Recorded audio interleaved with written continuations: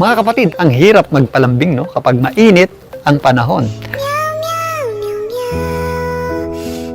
Pero tiis-tiis lang dahil darating na ang panahon para sa'yo. Malapit na pong magsimula yung ating cuddle weather. Uy, sana all! Malapit na po yung ating mga pag-ulan, dulot ng ating habagat.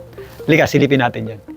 Kung papansin niyo dito sa ating wind simulation, meron tayong maliit na sirkulasyon dito sa may West Philippine Sea. Yan po ay aakyat at dudugtong dito sa ating tinatawag na frontal system. Yan po ang magti-trigger o ang magsisimula ng ating habagat or southwest monsoon. Bukas, magkakaroon na po tayo ng pag-switch ng ating hangin mula sa ating tinatawag na easterlies, manggagaling na po yan sa southwest o timog kanluran.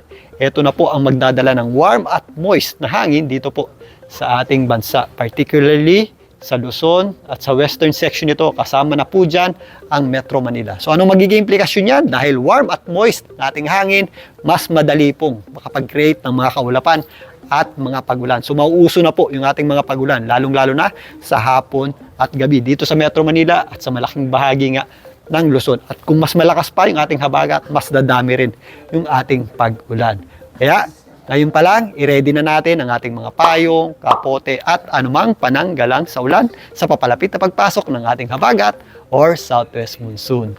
Muli, ito po ang inyong Weather Tito Alvin na lagi may panahon para sa'yo.